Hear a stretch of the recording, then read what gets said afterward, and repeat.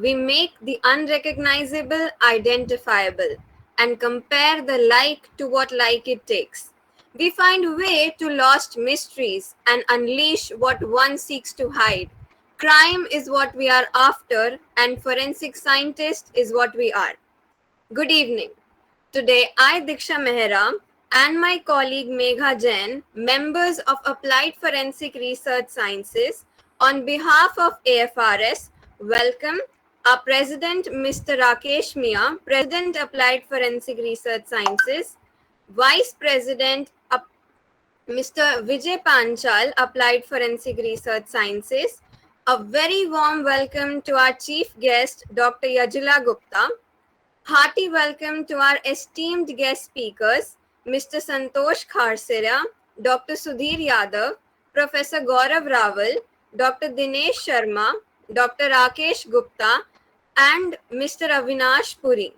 A very warm welcome to our jury members, Dr. Shivani R. Pandya and Dr. Shipra Rohtagi.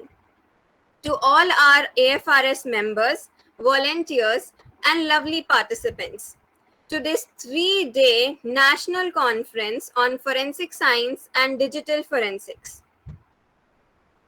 Applied Forensic Research Sciences was created to share relevant knowledge about forensic science, cybersecurity, law, and spreading awareness related to crime prevention, also to provide student development counseling. Applied Forensic Science for Justice Student Group was created on 4th of April 2020 with an initiative to spread awareness of crime to common people by forensic science students, which is now registered under the Madhya Pradesh Society Registration Act 1973. It is India's first forensic science student group. The group conducts national and international webinars on useful topics, forensic science and cyber forensic subject related crash courses, various types of competitions, ambassador programs, volunteership programs, student skill development programs, and national workshops. For delivering this type of knowledge, we bring outstanding honorable faculties and professionals from all over India to share their knowledge and make students learn through their experience. The Society regularly publishes research papers and articles and also support and teach students to publish their own research papers. I would now like to introduce you all to our president, Mr. Rakesh Mia. Sir has completed his graduation in forensic science from the Institute of Sciences, State University, Indore. Sir has published a number of papers and abstracts in national and international journals. He has organized more than 70 national international conferences, ambassador programs, crash courses, and student development programs. Sir has recently written a book named Handbook of Basic Forensic Science in English and Hindi versions. He has received 2 copyright certificates for the same by Central Government of India. Sir has been awarded with the India's Top 100 Authors Award by Foxclue's India Prime Awards 2022. Sir is the founder of India's first forensic science student organization, Applied Forensic Research Sciences, and is the chair-president for the same. I now request Sir for the welcome address. Thank you, Diksha. So, good evening to everyone over here. I warmly welcome our honorable speakers, chief guests, and all participants across the India. And this is the first national conference, and the theme was the 3 days conference is forensic science and digital forensics. It's a pleasure to have you all with us. With all enthusiasm, I welcome you all once again to this momentous event. Thank you. Over to you, Diksha. Thank you, sir. Your words are always encouraging. I would now introduce you all to our Vice President, Mr. Vijay Panchal. Sir has completed his graduation in forensic science from Institute of Sciences, Sage University, Indore. Sir has published a number of papers and abstracts in national and international journals. He has organized more than 65 national international conferences, ambassador programs, crash courses, and student development programs. Sir has recently written a book named Handbook of Basic Forensic Science in English and Hindi versions. Sir has received 2 copyright certificates for the same by the Central Government of India. Sir has been awarded with the 100 Rising Author and Educationist Nation's Choice Award by Gallantry X Nation Choice Awards. Sir is the co-founder of Applied Forensic Research Sciences and Chair Vice President for the same. I would now call upon Sir for the address. Thank you, Diksha, and Happy New Year, first of all, and good evening, everyone present here. And it's my pleasure to welcome to all my guests and participate present here.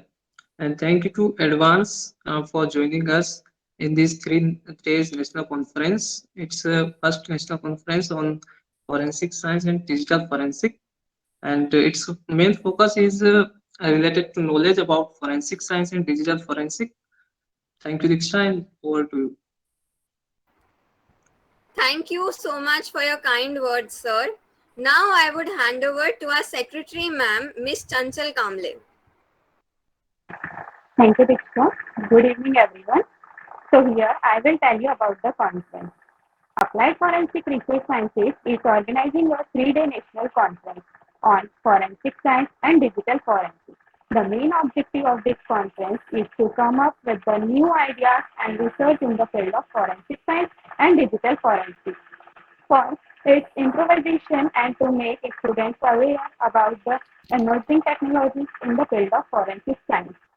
Forensic science is an applied science that uses the application of scientific knowledge to solve crimes.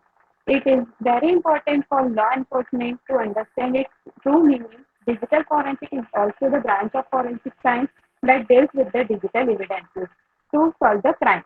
This conference will be held providing a platform to discuss emerging issues and new advancements in the forensic science and digital forensics. Now, for the conference, we create an abstract book to show. Ms. Shritika Singla ma'am, please share the abstract book.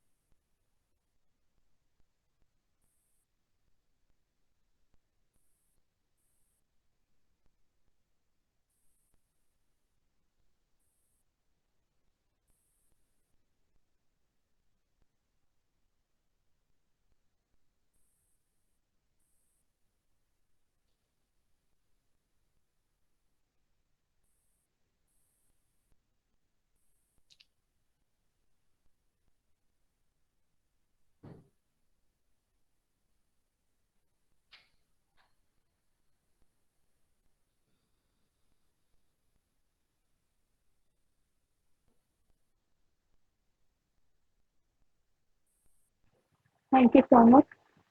Over to you, Diksha. Thank you so much, ma'am. To begin with the conference, I shall now introduce our chief guest, ma'am, Dr. Yajula Gupta. Ma'am is the Assistant Director of State Forensic Science Laboratory, Jaipur, Rajasthan. Ma'am has completed her master's and PhD in chemistry. Ma'am has been working as a forensic toxicologist since 1999. She has examined and reported more than 18,000 cases in toxicology division and has worked on variety of poisonous gases with different instruments like C GCMS, HPLC, HPTLC, FTIL, UV visible spectrophotometer, ELISA, and many more as readers for snake venom. Ma'am has been awarded for the best paper presentation at the All India Forensic Science Conference held in Gujarat in 2009. Ma'am will be throwing light on the topic forensic toxicologist and its importance in criminal justice system. I heartily invite ma'am to address our audience. Thank you, Diksha. Good evening, everyone.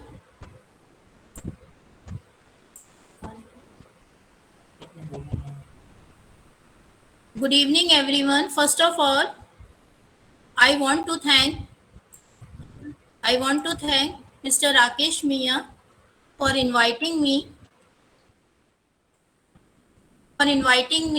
as the chief guest in the first national conference on forensic science and digital forensic. I feel privileged to be a part of this conference. And again, I want to thank Mr. Vijay Panchal, the Vice President of Applied Forensic Research Sciences. Today, I am giving a brief knowledge about forensic toxicology and its importance in criminal justice system. Have you hear me? Yes, ma'am, you're Yes, ma'am. audible. Please continue. Yes, ma'am. Screen is showing or not? No, ma'am, your screen is not visible yet. Not visible. Let me try.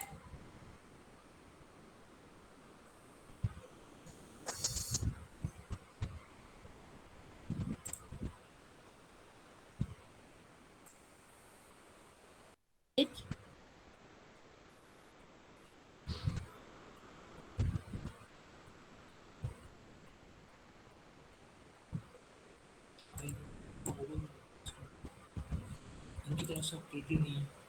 Screen is not coming in this.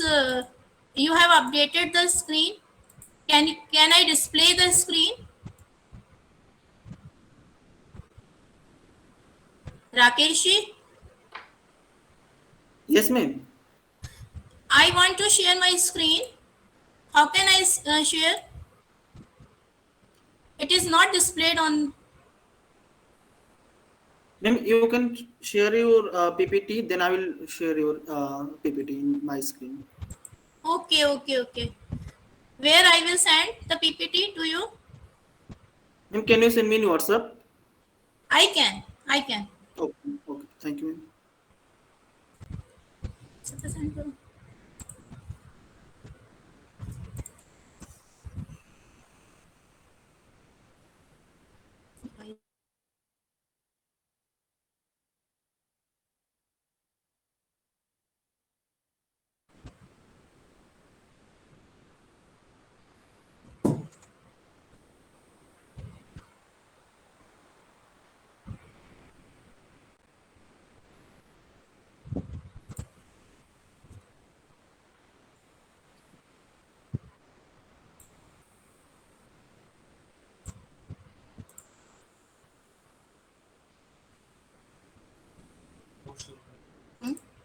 Please share the PPT.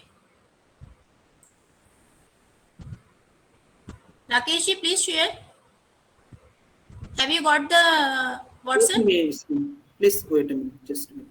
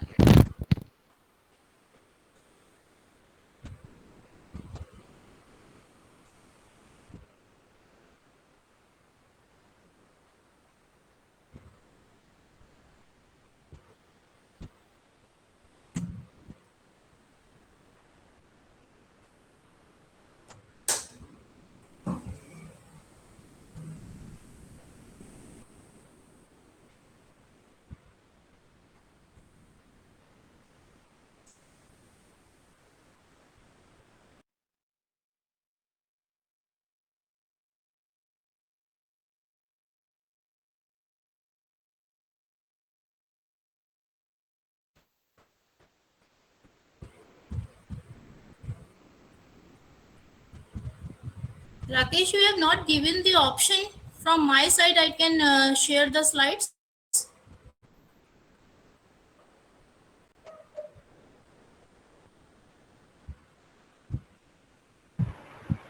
Ma'am, in your desktop, there is a option present now.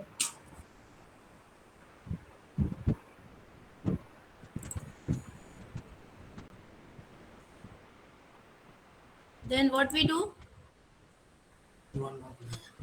From your side, it has been written you are not allowed to share your screen from host.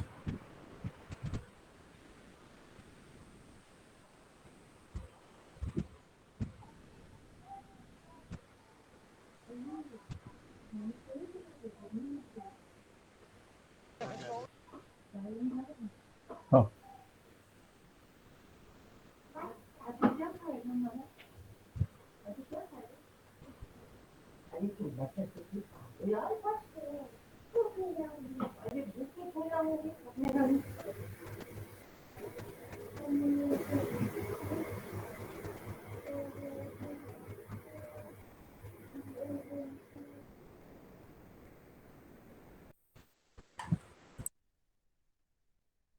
Rakeshi, can you make me the host so that I can share my slides?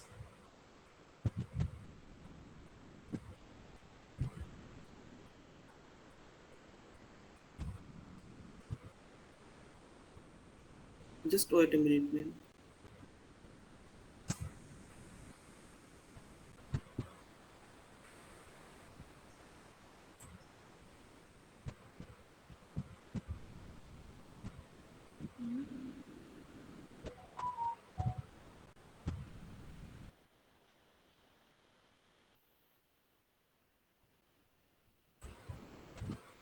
Now it's visible, ma'am.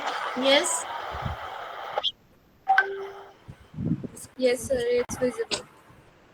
Okay, Okay, ma'am. Please start, ma'am. I will start. Okay. So, what is toxicology? Toxicology is the study of drugs. Oh, sorry. Toxicology is the study of the adverse effects of the drugs and chemicals on biological systems. It is better understand as this is a branch of science which deals with the poison. And a poison can be defined as any substance that causes a harmful effects when it administered either by accident or design to a living organism. Toxicology does embrace the study of deleterious effects of the substance exposure not only to the human body but also to the environment and all other organisms existing in the environment. Forensic toxicology is the use of toxicology and other disciplines such as analytical chemistry, pharmacology, and clinical chemistry to cases and issues where those adverse effects have administrative or medical legal consequences and where the results are likely to be used in court. It means in toxicology analysis, we have analyzed the sample which supports the evidence in the court, and toxicology relates to court. That is why it is forensic toxicology. It is a thoroughly modern science based on published and widely accepted scientific methods and practices for both analysis of drugs in biological materials and interpretation of those results. The interpretation of effects of drugs and their duration of action for the purpose of a medical legal process is best referred to as forensic pharmacology. Although there is an overlap between these two scientific disciplines, that is, one is forensic toxicology and another is forensic pharmacology. Forensic toxicology relates somehow by the pharmacology because how this act in the body when poison is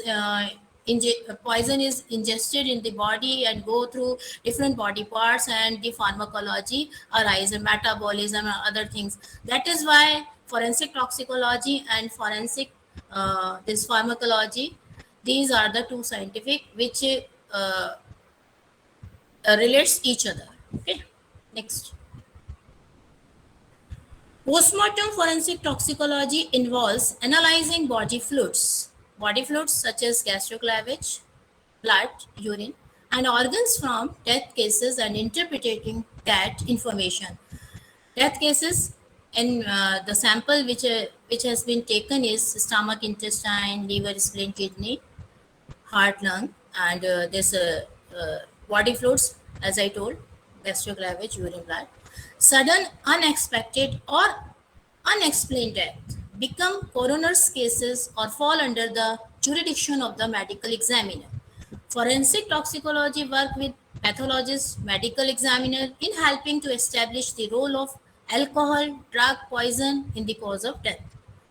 Toxicology identify identify the drug, poison, etc., and quantify the presence of drug and chemicals in blood and tissue sample and other relevant sample which have been forwarded to FSL for the analysis.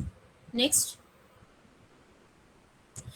This is done by using the state-of-the-art chemical and biomedical instrumentation capable of detecting small amount of toxic substance, positively identifying them and accurately measuring how much is present. First, we identify the chemical substance which is present, and then we quantify, that is estimation we have done. Accuracy, validity, and reliability are essential as this information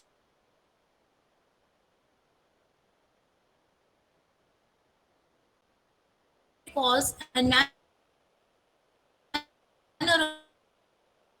of death serious for public health and public safety, and forensically reliable toxicology is an essential component of the process. Death investigation and toxicology is performed by both public and private laboratories, and many private laboratories provide specialized expertise and services. Please, next.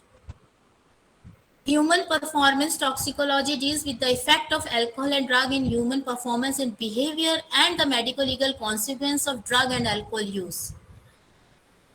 This may include investigation of impairing driving, that is under the influence of alcohol. Driving is done, vehicular assault and homicide, drug facilitated crimes including sexual assault, and aircraft, motor vehicle, and maritime collision investigation. This is referred as this behavioral toxicology. Next, please. Forensic toxicology perform analysis of drugs and alcohol in biological sample, typically blood and urine, but increasingly in other matrices such as oral fluid and hair for the purpose of determining the timing, extent, and impairment resulting from different patterns of drug and alcohol use. The toxicologists use those analytical methods that are found in many research and hospital laboratories to isolate drugs from complex biological samples, prepare them for analysis through extraction and purification, and then determine the identity and amount of the drug present. First, we first we extract the sample, then we run in the instrument or the preliminary investigation. After preliminary, we perform the confirmation.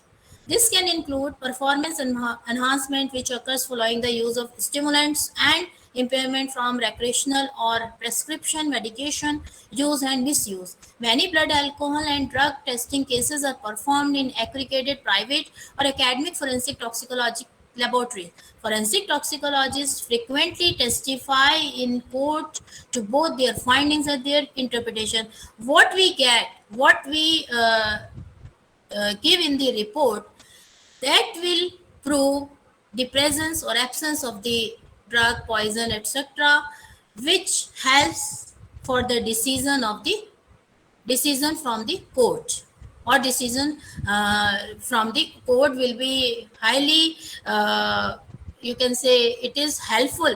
If we can't give the report, or without our report it is very difficult to certify, or there is no evidence that even one can say that the death is due to hanging, or you can say it is clear from the dead body, or that this case is of poisoning case. But without a definite proof, you can't say.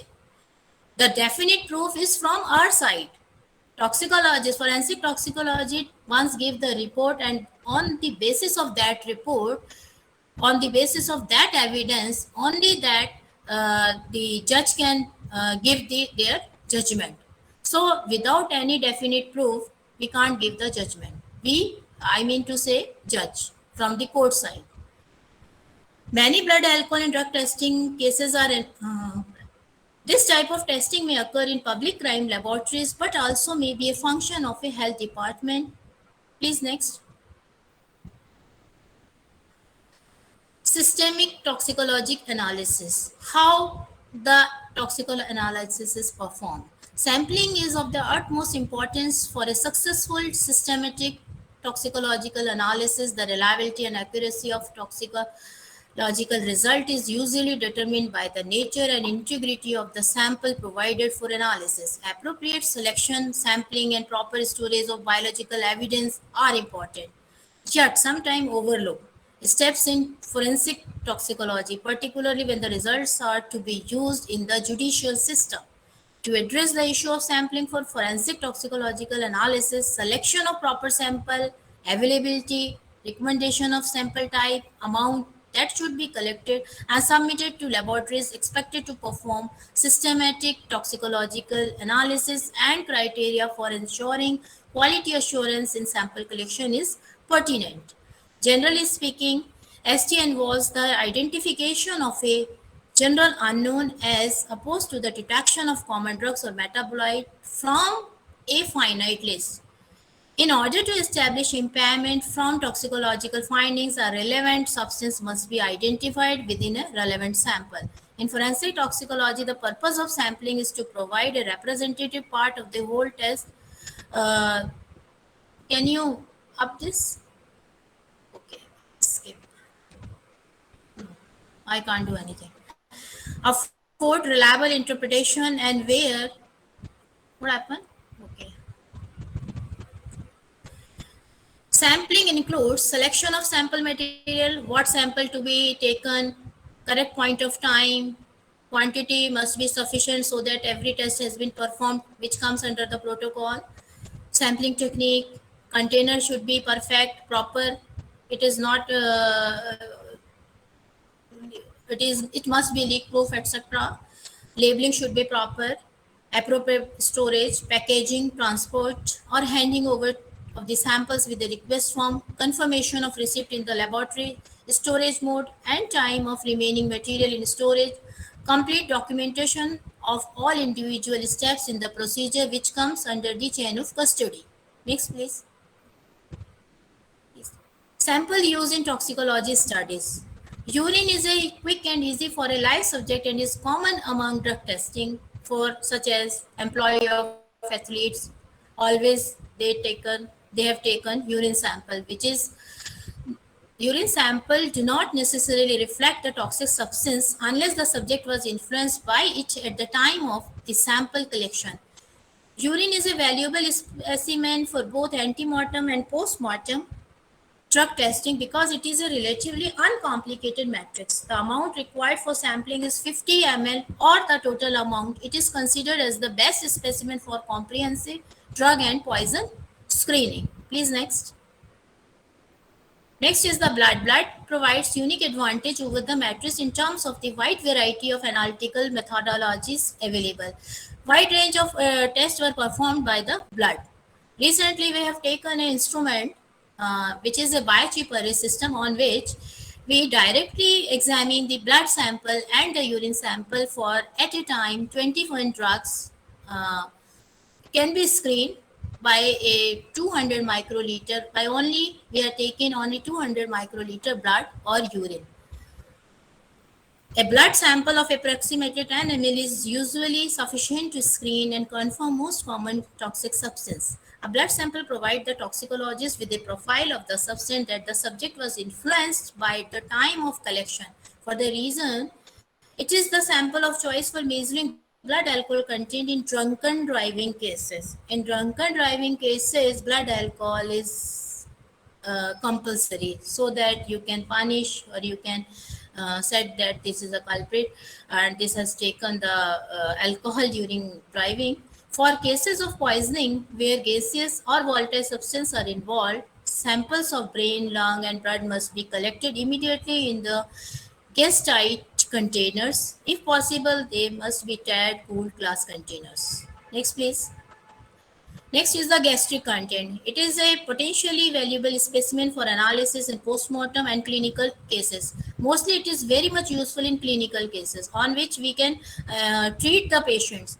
Oral ingestion remains the most popular means of exposure to drug and poison. Therefore, gastric contents are essential for screening tests. All of the available samples should be collected without the addition of a preservative. Undigested pills and tablets should be separated and placed into the plastic pill box for the analysis.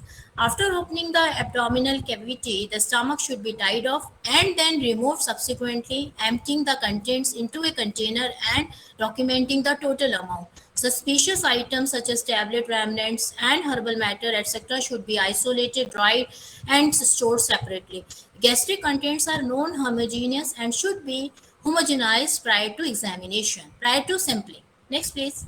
Next is the tissues. Tissues are the samples which are collected in the postmortem investigation, and this generally provide the information to the toxicology to assist in interpretation of their results. In systemic toxicology, analysis of the correct tissue specimen may be vital to the identification or confirmation of an unknown positive agent. When tissues are samples, they should be collected quickly and placed immediately into airtight containers. Stomach, intestine, liver, spleen, kidney, heart, lung, brain are the most frequently collected postmortem tissues. Next, please. And next is the oral fluid. The oral fluid is gaining importance in forensic toxicology for showing recent drug use, example in clinical setting or investigation of driving under influence of substance. It can be collected non-invasively, conveniently, and without invasion of privacy, and is most commonly collected fluid from the oral cavity for the determination of drug. Sometimes it is referred to as ultrafiltrate of blood. It is a thought that drug pass into the oral fluid predominantly through a process known as passive diffusion. Drugs and pharmaceuticals that are highly protein bound in the blood will have a lower concentration in blood. It means in oral fluid, the protein bound protein is lesser in oral fluid. That for that purpose, oral fluid is best sample for the examination. Next, please. Now we come to the application of forensic toxicology. It has been already discussed above. The forensic toxicology can identify poisons and hazardous chemicals which can be used in interpreting the outcome or the real situation. The chemical makeup of each substance is studied, and they are also identified from different sources such as urine or blood. Forensic toxicology deals with the way that substances are absorbed, distributed, and eliminated in the body after the metabolism of the substance. After metabolism, through the excretion, this can be eliminated. When learning about drugs and how they act in the body, forensic toxicology will study where the drug affect the body and how this occurs. While there are many uses of forensic toxicology testing, the most familiar one to most people is likely to be drug and alcohol testing. Alcohol testing is the most familiar in the forensics. Next, please. Another use is for drug overdoses, whether these are intended or accidental. Drug overdose is by the you can intentionally somebody has give to someone by intentionally or the accidentally. People who drive with a blood alcohol concentration over the accepted legal limit can also be assessed through toxicology testing. Another application of forensic toxicology relates to sexual assault that involves the use of drug. That means drugs are used in several type of you can say crime. Various drugs are used today for the purpose of rendering the victim unable to fight the attacker, who then proceed to sexually assault the victim. Through toxicology testing, a victim can find out what drug was given and can. Next, please. Forensic toxicology is also applied in cases of post-mortem investigation where toxicology is required to establish if an excessive intake of the drug occurred, and if so, whether this contributed to drug excess of drug will responsible for the death or not. Forensic toxicology testing allows forensic scientists to identify substance and determine a pattern of use. Suicidal, homicidal, and accidental cases of poisoning are very common in India and in other states also, other countries also. With the availability of various agents like pesticides, insecticides, drugs, chemicals, the probability of the misuse of the same is happening. The forensic toxicology laboratory thus analyzes body fluids and tissues to determine the presence of these substances. Toxicologists conduct the analysis, issue the reports on their finding, and provide court testimony to interpreting the test results. Please next slide. Cases solved with the help of forensics. The incidence of poisoning in India is among the highest in the world, and it is estimated that more than 50,000 people die every year from toxic exposure. The cause of poisoning are many: civilian and industrial, accidental, and deliberate. The commonest agents in India appear to be the pesticides. Pesticides are organophosphates. Like several organophosphates are available, synthetic as well as the natural. Carbamates, chlorinated hydrocarbons, and pyrethroid. Besides pesticides, sedative drugs, chemicals, corrosive acids and copper sulfate, etc., alcohols, plant toxins such as datura, strychnine, nux vomica, oleander, gastrointestinal irritants such as castor, protontiglium, calotropes, and etc. And household poison, mostly cleaning agents, for example, Lysol, phenols, this Harpic, etc. Therefore, with the ever increasing cases of poison in India, the role of forensic toxicology has been greatly appreciated in various cases. Please next slide. I, I will discuss you only 2 or 3 cases, or which you are already familiar with. This most familiar case is the Tandoor murder case in 1995 in Delhi. This was the first criminal case in India solved by the help of forensic, and an attempt was made by the criminals to conceal a homicide by fire by putting the dead body on fire. However, a clever and systemic forensic investigation revealed the true cause of death. The case involved an incident in which the victim was shot by her husband and then put in a tandoor. And next is the most familiar case is the Arushi Talwar murder case, which was of 2007 in Noida. In year 2008, Arushi Talwar, the 14-year-old daughter of the successful dentist couple, was found dead with her throat slit in her parents' home in Noida, Delhi. Along with the girl, the servant of the house, Hemraj, was found dead. In this case, fingerprinting was applied and DNA was extracted from the clothes containing blood stains. Also, several fingerprints were found on the glasses of the house at the time of murder. Several narco-analysis tests were performed on Arushi's father on CBI's suspicion. But after no evidence, Arushi's father was acquitted. Next slide. These are also 1 and 2 or cases. So it is difficult to isolate and recognize the poison in a number of cases where the deceased dies due to poisoning. The doctor's part in the diagnosis of poisoning is secondary. Several poisons, particularly of the synthetic hypnotic vegetable alkaloid group, do not leave and characteristic sign which can be noticed in the during the postmortem. Next slide. Significance of forensic toxicology. Forensic science is the application of a broad spectrum of the science to answer the question of interest to a legal system. This may be in relation to a crime or a civil action. In this regard, the concept is related to the notion of authentication, where by an interest outside of a legal form existing in determining whether an object is what it purports to be or is alleged as being. As it has been noted, Above that, the use of drug has become a significant and social problem in the society. Therefore, the chemical testing of biological specimens from individuals is generally accepted to be the most objective method for determining the drug use. Drug testing with the help of forensic is increasingly used within the criminal justice system to monitor drug use. As such, toxicology analysis represent a tool for assessing the degree of impairment exerted by a drug or combination of drugs. With the ultimate degree of impairment being death, toxicology findings are also used to determine cause and what the manner of death is. Please next. Next, please.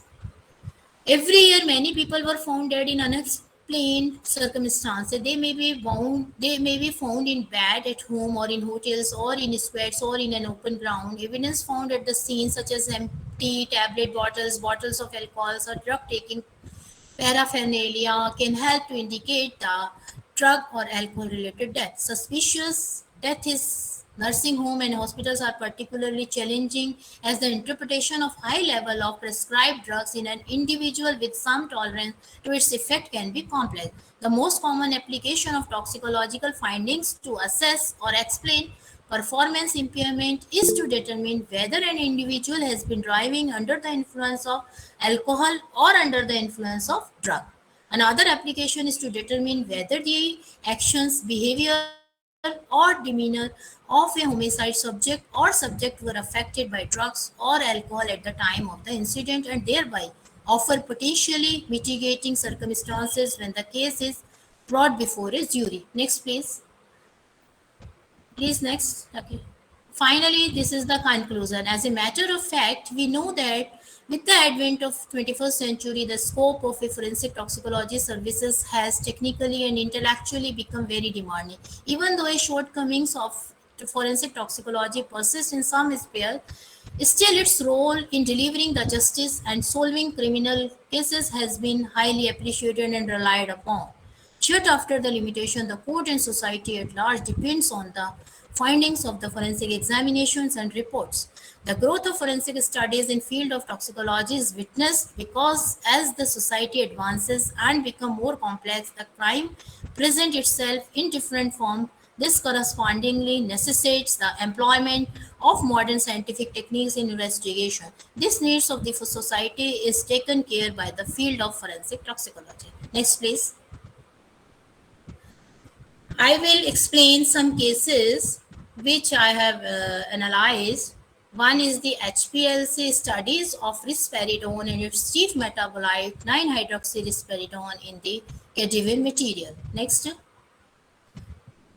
What is risperidone? Risperidone is a novel antipsychotic agent belonging a new chemical class, the benzoxazole derivative. It is characterized by having a strong binding affinity for serotonin 5s2 receptors, a strong binding affinity for the catecholamine, and a high affinity for alpha 2 adrenergic receptors and histamine H1 receptors. Next, it is extensively metabolized in the liver by the hydroxylation. Its main active metabolite is the 9-hydroxyrisperidone, and a minor metabolite is the oxidative non-dealkylation is a minor metabolic pathway. Hydroxylation is mediated by the cytochrome P450 isoenzyme CYP2D6. This is the enzyme by which this is the process of metabolism has been taken place. Next, please. Case history of the case. This was a case of 40 years of old woman Srimati Noorja of Samin suffering from schizophrenia from last 1 year. She was under the treatment and given in one tablet of 1 milligram daily. One day, she was found unconscious in her room and died in the hospital during the treatment. Autopsy was done, and the biological tissue samples, that is, the viscera sample and the blood, are taken and were forwarded to the FSL for the examination. Next, please. The objective of the study is to find out the suspected drug reported in the case is risperidone and its chief metabolite 9-hydroxyrisperidone by the HPLC. Next. How the examination is being taken place. Autopsy sample received for chemical examination. The visceral tissue was extracted by the process Stas auto process, which we daily doing. And the micro solvent extraction solvent system for the digestion purpose. Slurry was filtered with the Fortman filter paper, and the process of this extracted with 2% isomer and sodium carbonate. Organic layer was after extraction. The organic was layer to evaporated to dryness and then subjected for the thin layer chromatography. Blood sample was deproteinized with the sodium tungstate or sulfuric acid and extracted as above procedure. Next, the instrument, the TLC analysis. The extracted viscera and blood sample were dissolved in dichloromethane, and then the TLC was done, thin layer chromatography was done. Uh, the sampling of viscera and blood and control sample, the extracted material of viscera and blood sample is spotted on the TLC plate. And the two solvent system has been taken. Methanol ammonia is the 100 is to 1.5 ratio, and another is the chloroform methanol, that is in the ratio of 9 is to 1. I have showing the plate in which in viscera and blood you have seen two spots, and in control you can see only one spot. And this is the RF of the control is 65, and in the two spots are one is 60 and another is 90 in the this chloroform this methanol ammonia, and in chloroform methanol it is 65 and 91. Please next. After the TLC analysis, the UV spectra has been taken, the viscera blood and control sample in ethanol is taken, and they show the lambda maximum at 237, 279, and 286, and 280. This 286 was observed in the extracted residue of viscera and the blood sample. Next, please. After the UV, the HPLC spectra is taken, for which we have taken the reverse phase C18 column, in which 10 micrometer column having 250 and 4.6 millimeter internal diameter in isocratic mode, equilibrated with mobile phase acetonitrile, water in the 45 is to 55 ratio, containing ammonium hydroxide in the 0.05% was used. Mobile phase flow rate was maintained at 1 milliliter per minute, and effluents were monitored at 280 nanometer. 20 microliter sample was injected using a fixed loop at the total run is of 10 minutes. Next, please. HPLC chromatogram of control sample response. Here you show the one peak. Next, please. Continue, please. This showing viscera sample, and in this you have seen two peaks. One is smaller and another is at larger at the range of 7 point something. Next. This is the HPLC chromatogram blood sample, in which you also see the two peaks. One is at around 2 and next is at around 7. Next. Showing the presence of drug by HPLC examination. You can see from the table the viscera and the blood and the control sample. In viscera and blood, at the retention time 1.958 and 7.150. These two peaks arise. In blood also you will get 1.997 is the one peak, and another peak we got at 7.265. While in control sample we get only the one peak, that is on retention time 2.033. Next, please. Next. Result and discussion. In TLC, one additional spot you have seen at RF90 and RF95 in the two different solvent system with the two different chromogenic reagents. The one is the this is you can see this dragon dog. One is the chloroform methanol and another is the methanol ammonia. UV spectrum lambda max at 237, 279 and 285 in the ethanol was observed in extracted residue viscera and the blood sample. In order to confirm the presence of risperidone on its metabolite, the SOP was developed for the separation of two by the high performance liquid chromatography. Next. And by the HPLC analysis revealed that the major peak of risperidone tallied with the controlled risperidone sample with slight difference at RT in case of extracted residue, but an additional peak you can see at retention time 7.150 and 7.265 in the viscera and the blood sample was also observed, which indicate that certainly this peak may be certainly this peak was of metabolite, that is 9-hydroxyrispidone, which in the liver after the cytochrome 450 isoenzyme. Finally, this was confirmed by the MS, and on which the base peak was observed at 233. Next. Again, I am showing one more this acute tramadol drug poisoning case which we have sought out in our lab. The tramadol is used primarily to treat mild to severe pains, both acute and chronic. Nowadays, tramadol is very much is using in the this as this tramadol is a narcotic analgesic, and for abuse person for abusing this drug is also very much using nowadays in this several states, you can say. Tramadol is centrally acting synthetic opioid. It is commonly used in clinical practice as analgesic both for patients in the post-surgical period and also in the pain therapy chronic pain syndrome. Lethal overdose due only to tramadol is not common. More often, the poisoning is due to tramadol in combination with other substance. That is, tramadol is always in the combination of this aceclofenac paracetamol. Next. This is a case of 42 years old woman who was found dead in a home.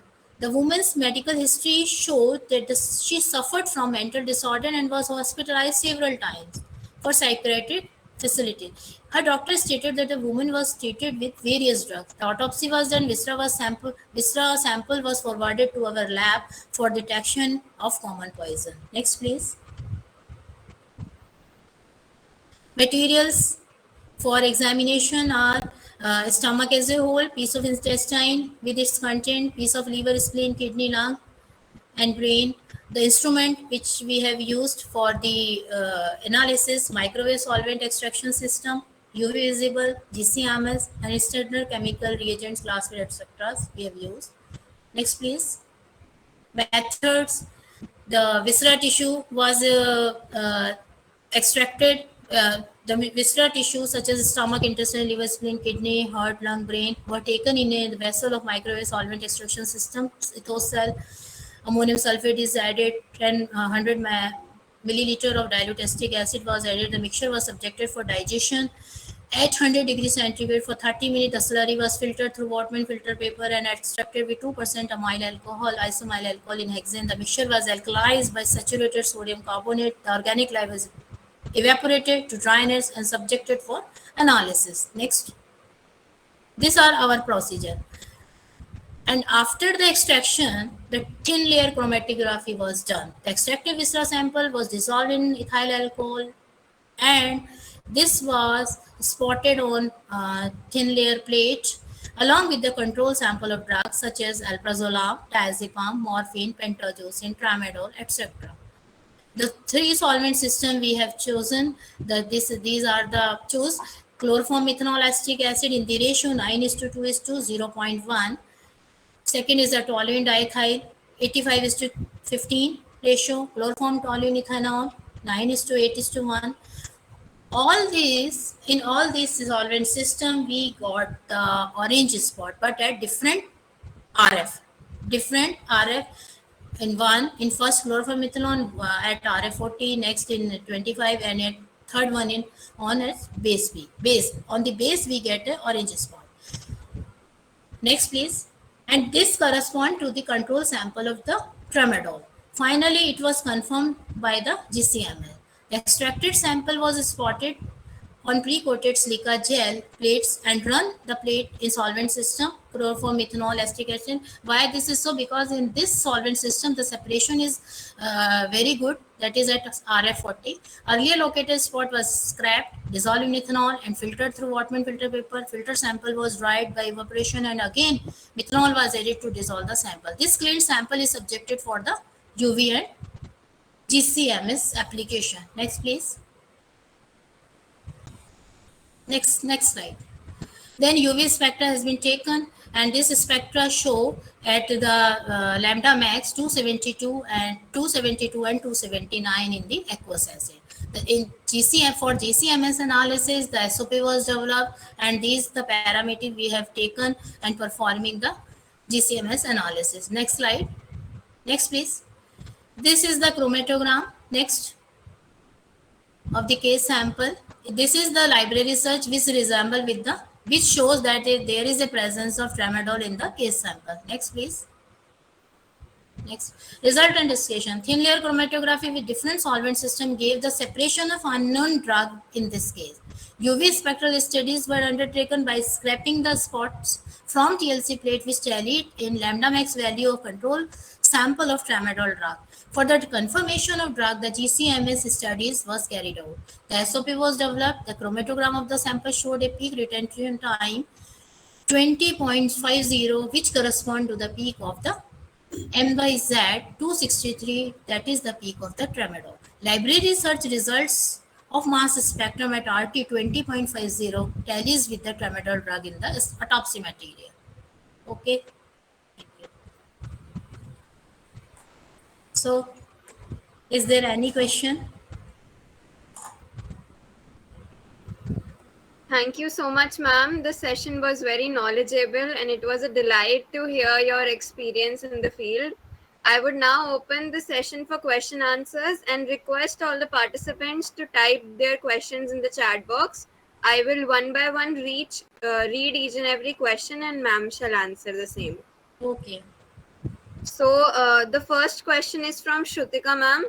Ma'am, as we know that most drugs used in sexual assaults get metabolized very fast and leave from the body. How difficult it makes to check the presence of drug in the body and how can it be improved? Now we have an instrument of biochip technology in which only 200 microliter sample of blood or urine has been taken, and this instrument will give at a time 21 drugs, screen the drugs by which we can identify we can after the screening these drugs we perform the GC and other techniques for the confirmation. But your question is these drugs are you can say metabolized very fast. So for this, we have, I only suggest that the blood sample is the more appropriate in this this type of drug analysis, because the drug is frequently absorbed by the that is the drug is frequently absorbed by the blood. So in this case, the blood is the most appropriate sample for the analysis, because some amount of the drugs will be metabolized and but some part of the drug remain as such in the body. So that part we will analyze. Thank you, ma'am. I hope Shrutika ma'am's question is answered. Now, the next question is from Mr. Kailash. Ma'am, what is the basic difference between forensic chemistry and forensic toxicology? Forensic chemistry takes the all type of analysis. In forensic chemistry, there are you can say in chemistry the divisions are in chemistry narcotics, arson and explosive, and the liquor. These and other also comes under the branch of forensic chemistry. But in toxicology, in toxicology, it deals with the poisons only, which may the poisons may be you can say poisons are all type of poison. Uh, Toxicology is only related that the any chemical or any poison which affect the biological system or the body parts and causes deleterious effects. So poisoning, so toxicology involves the poisoning only, you know. But in chemical forensic chemistry, it has a wide range of analysis. In toxicology, only the poison cases have been received, while in chemistry there are the several type of samples have been received, miscellaneous samples, acid throwal cases has been received. They have received in a chemistry section. Arson explosive burning cases, viscera, any after the anything which is ingested or inhaled or intravenously given, yeah, or you can say injected. These poison which goes through the body will examine in the toxicology, but in chemical examination there are the you can say smack inhalation case, blood urine was examined in the toxicology division, but the equipment they have used for the inhaling, snuffing were examined in the this narcotic division. So in chemistry, there are several type other. This division is totally different from toxicology, but in certain states, the toxicology and the chemistry combine, and this comes under the chemical science, because this toxicology is also a chemistry.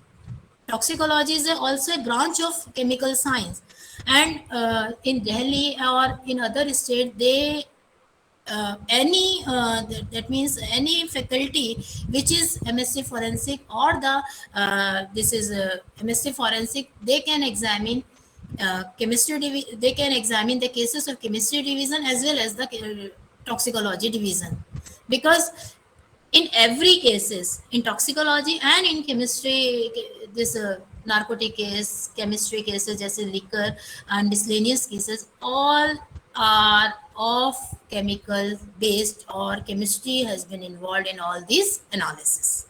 But in our toxicology we deal with the biological material, so it is different, no different other than chemicals. Okay. Thank you, ma'am. I hope sir's question is answered. Pankti ma'am has a last question for you.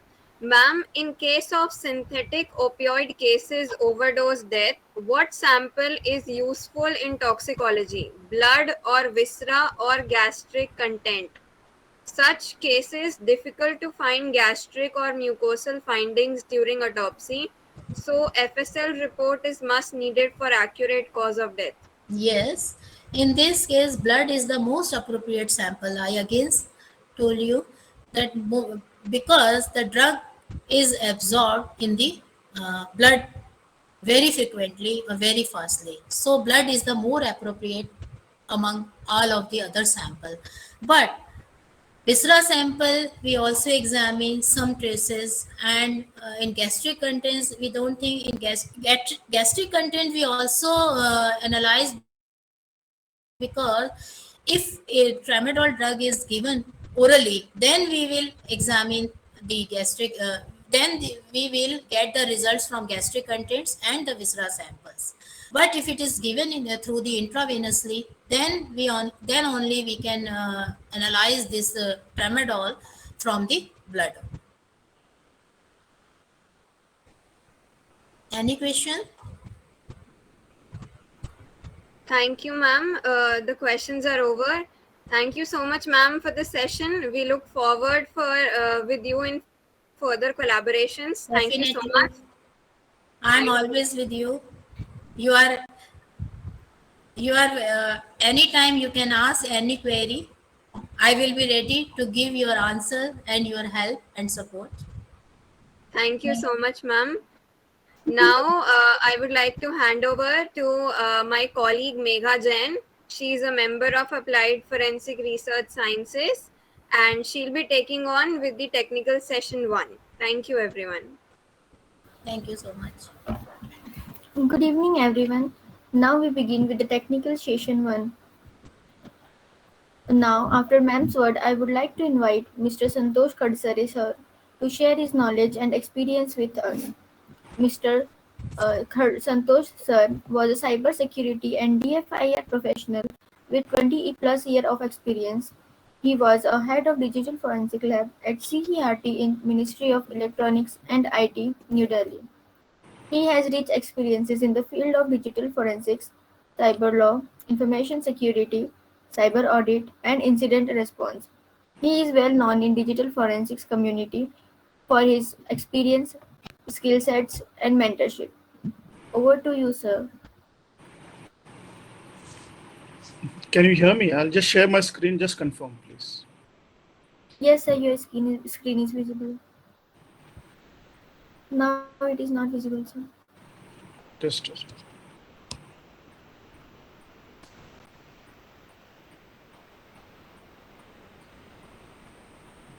Can you see it now? Yes, sir. Yes, sir, please continue. Okay. Good evening to all of you and wishing you a very happy Holi. Firstly, and thanks for calling me for this so-called talk, which I have to give on future of digital forensics in India. It's nice interacting with young minds because actually they are the future of the country and future of any forensic science field, whichever they select. So what I will try to do in the next 30 minutes is try to give you a glimpse of the future which awaits for digital forensics in India as such. So a short disclaimer before I go ahead that whatever I discuss is from open source and it relates to nothing which I am doing with the active cases anywhere in the lab or somewhere else. So that's a short disclaimer. And let me start with a case study. What happened is that you all are aware of this cyber attack which took place on a, you can say, an oil company in the US, right? Most of us have read this particular case study, and for those who have not read it, I would like to link it how forensics is very important in today's scenario. Now, if you see a forensic company such as Colonial Pipeline, his name was, it is basically a company which provides, you can say, petroleum, diesel, fuel to whole east coast of the US, that is from Texas to New Jersey. This cyber attack took place on 7th May 2021, in which it involved the ransomware. And the ransomware, what it did was it encrypted all the data and also pilfered. Pilfered means it took away all the data from the company's systems, and these systems had to be shut down, and the company had to shut down its operations. That is, there was no fuel which was supplied during a week's time. Means for 7 days, the systems were off. And what happened was there was a, you can say, there were price rise, there was shortage, there was panic. And what happened is that after 7 days, the systems came online.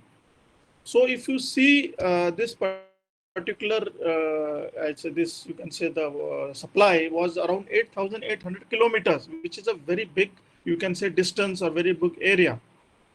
Now, if I will come to a concept called as CII, Critical Information Infrastructure. Every country identifies its infrastructure which is critical to them. Means if that something happens to that particular infrastructure or network, it can affect the country's, you can say, economy, or it can affect the country's, you can say, security. So mostly all the energy sector is basically considered as CIS for most of the countries. So is this particular, you can say, fuel supply company. Now, if you see how these networks are then such kind of, you can say, entities or companies, you have a main network and you have a isolated, or not isolated, but a segregated network. Now, when you say in industrial control systems, ICA systems or SCADA systems, these are the systems which are used in, very critical, you can say, structure. Here you see a network which is the enterprise IT network. Means the network which you and me understand, or we have seen it in your, you can say, colleges or in your companies or wherever you are working, which has servers, you have routers, you have switches, you have, you can say, some kind of service giving platforms such as mail servers, file servers. So these things we are aware of. But there are other kind of networks which are, such as, you can say, PLCs or human machine interface or sensor based networks, which are actually controlling the, you can say, the critical part of that company or the network, whether it's a energy sector or whether it's a, you can say, power sector, whether it's a nuclear fuel sector or nuclear sector. And these both networks are always segregated by, say, virtualization or by some kind of a, you can say, systems in place. So why it is there? Because even if the main systems gets compromised or the main IT network gets compromised, it should not be able to compromise the, you can say, critical network.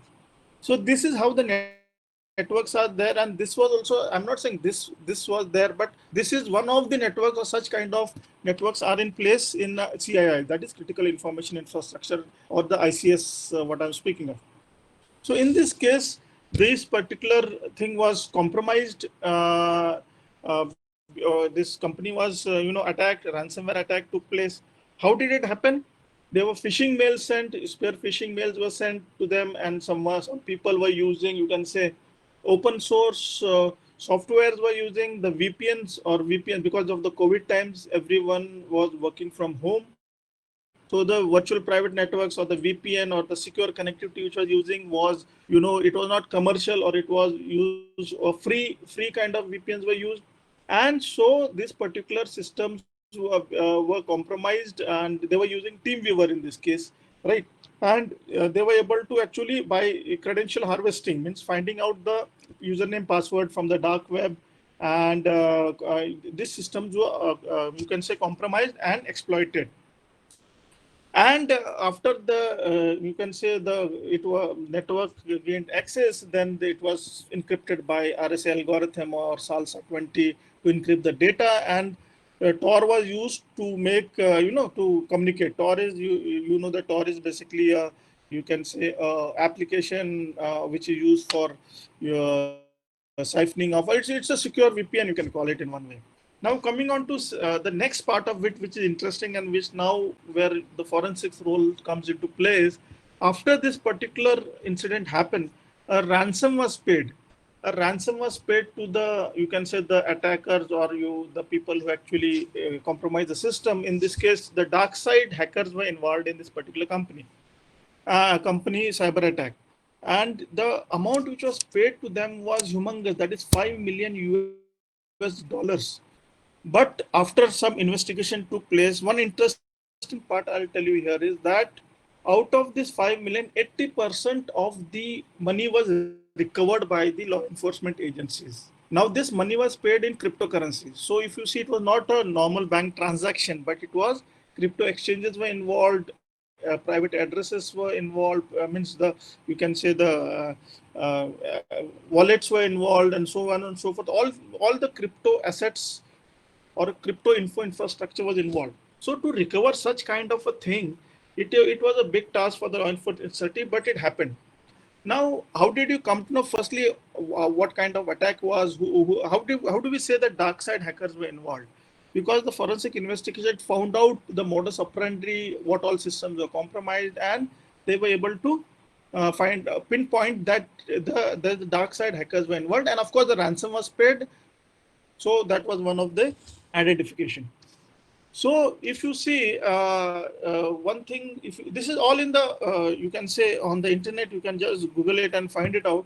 You can see when the ransom was recovered, one very astonishing statement was made by the law enforcement agency, that they had the private key of the Bitcoin addresses. Now, what is a private key? The private key is actually held with you, with the individual. Like, it's a password of mine. So that's my private key. A public key is something which everyone is known. This you must be aware of.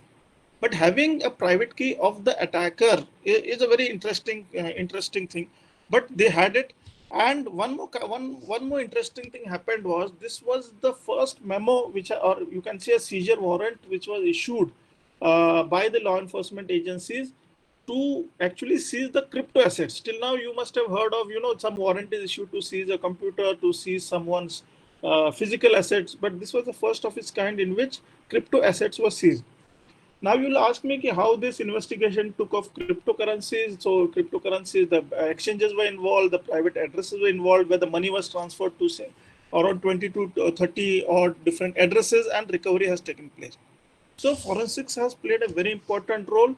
And when I discuss this case study about, you can say, cryptocurrencies involved and ransomware, this is the present kind of attacks which are happening globally, and these are the kind of cases you will be handling if you are actually if you are assisting some law enforcement agency or in a lab. So if you see if you must have heard of a framework called as a MITRE framework or MITRE framework, people refer to it as, here in this framework, you can actually plot the attack which has taken place. In this case, this attack has been plotted in this particular MITRE framework. So these are basically various, you can say, techniques are there. There are around 245 plus techniques which are there. And from by plotting this, you are able to know how the attack took place. For example, for reconnaissance or for recce, they use active scanning, phishing information. For research development, they try to compromise account and go to the next last part is the credential access. They use brute force or they use exploitation of credential access. So this is basically a framework which is used to plot the attack, how it took place, and also how to mitigate or how to block an attack if attack has happened. I just mentioned this framework because people who are into this, particularly especially into cyber world, they should know this kind of thing happens. And even as we as forensicators, we also should know it because it helps us a lot in actually analysis of a particular case. Now coming to what is digital forensics, since my topic is on future, I would not waste more time on digital forensics. But what we are doing is we are preparing a digital evidence to be produced in the court. Means your evidence should stand legal scrutiny. And forensic science, all of us are discussing forensic science, but I'll keep it short. It is basically a systematic study of traces for what authentication, identification, classification, reconstruction, and evaluation. So, if you see the various stages which involve digital forensics, you have different stages which you see on your screen. For example, identification. If any incident happens and you are a part of the incident response team, then you should be able to identify the incident and identify not only the incident but also devices and assets which have evidentiary value, means which can hold or which are holding the evidence. If you are going, some DDoS attack is happening, the network traffic becomes your evidence. If you're going and some system ransomware attack has taken place, so the memory dump may become your evidence. If you can going for say some kind of you can say physical theft has happened, then CCTV becomes your evidence. So identification of devices which have evidentiary value is very important at the incident screen. Then simultaneously also preservation of the same at the incident, means where the crime has happened, is also very important. Suppose you go on a crime scene at a crime scene and you have to take an image of a running server, right? So you cannot carry the server back to your laboratory, so you have to take an image or you have to take a memory dump of that particular server which cannot be taken to the lab. In that scenario, how will you take it in a sound forensic manner? How will you maintain integrity, and how will you preserve it? That is very important. So this is very important at the crime scene. Then comes the important part of seizure. Now seizure, if you see, seizure cannot take place without a seizure warrant. So before going at the crime scene, you should have that particular seizure warrant if you are with the law enforcement agency. And also not only that, but when you're actually seizing the equipment, you should seize the right equipment. Proper documentation is required, like whether you are maintaining the chain of custody or whether you are having the brief of case or some photographs which you are taking, which is very important while where you are investigating the case. One more aspect is packaging and transportation, because like in a normal crime scene, if you find some clothes or weapons or something, you can just wrap it in you can say a bag, seal it with a wax seal, and send it for the lab. You can say forensics. But in case of digital devices, you cannot do that. Just imagine if you have a mobile device and you wrap it with a cloth and put a wax seal, the heat itself will damage the circuitry. So there are different procedures to actually seize a digital evidence. Use anti-static bag, use bubble wrap, use cardboard. Means they are laid down procedures how to seize it and how to transport it. Because most of the evidence, it is seen that it is actually tampered or you can say destroyed while packing and transportation. Then comes the analysis phase, which is a very, you can say it's a much longer phase. Interpretation, if you are doing depth analysis like audio video analysis or some kind of more in-depth analysis. Report preparation by the lab, because the you can say the lab in charge has to go to the court and he has to have to present as the expert witness. So in short, these are the various stages. But if you see forensic definition, this must have been covered to is we are actually reconstructing the sequence of events which happened in the digital world, right? And by scientifically derived and proved method, man, that should be repetition and repeatability. So these factors are very much important. So once you understand digital forensics, I've just flashed this on your screen. You see there are various processes which are involved. You have the identification, under that you have a lot of things. You have preservation, collection, examination, analysis, presentation. So there are a lot of processes, you can read, a lot of papers are available in that. But the interesting part is, there are different procedures which are there. Now, most of us in the lab use one of these procedures. The most commonly used procedure nowadays is DFRWS, in which we go through the stages of, say, whatever I told you before: identification, preservation, collection, and so on and so forth. But now, if you see the first column, if you see, it is more detailed process, and it is as late as 2004. It has come into, you can say, come into use, and you see that awareness up to dissemination. These are the additional, you can say, processes which are involved, or which have been added to it.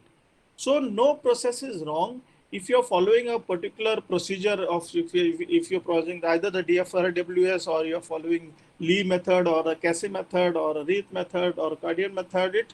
It has to be, no method is wrong. But nowadays I would recommend that the first column is more, you can say, widely used, because even training the law enforcement agency who go to the crime scene, or awareness about the evidence, where is the evidence, how is the evidence, and the last, if you see, the dissemination also becomes very important.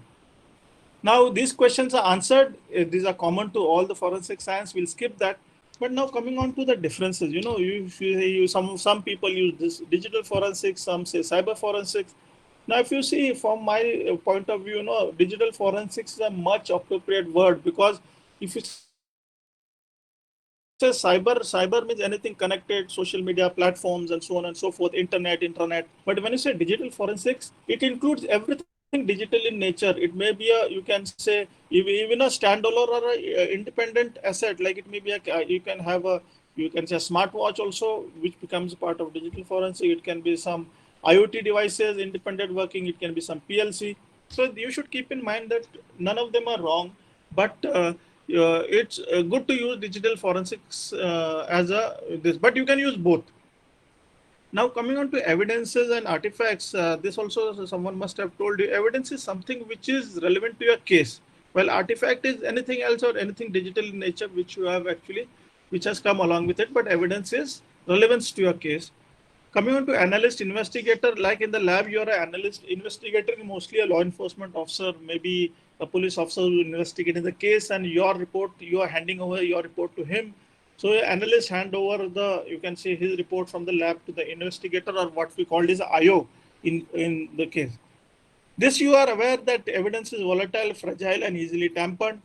Now, coming to interesting part, which will lead us to the future, is that, firstly, it started with only storage media forensics. But now, if you see, there's a lot of sub branches which are there.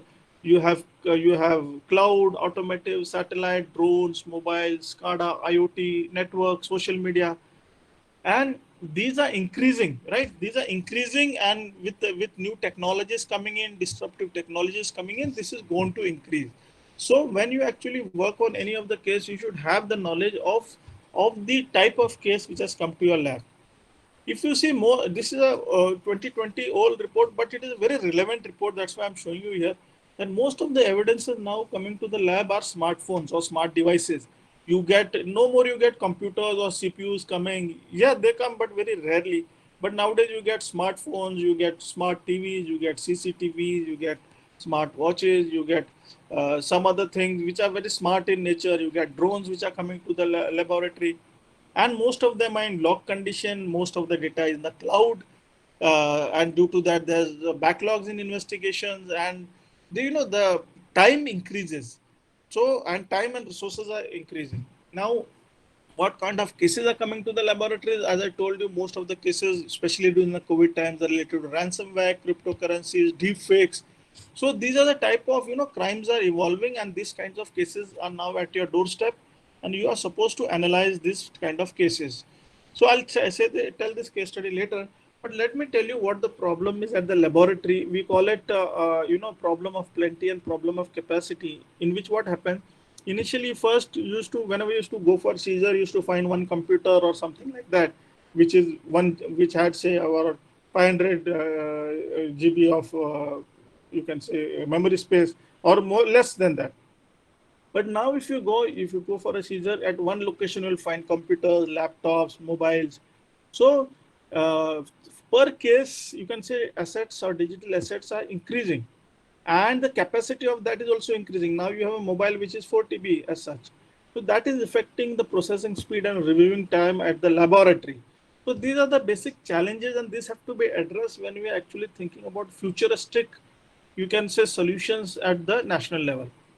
Before I go ahead, just someone can just confirm if I'm audible. Yes? Yes, sir. Yes, sir. Please continue. Okay. So now I will not cover more about storage media because everyone is aware of that. What is hashing, cloning? That's someone must have covered.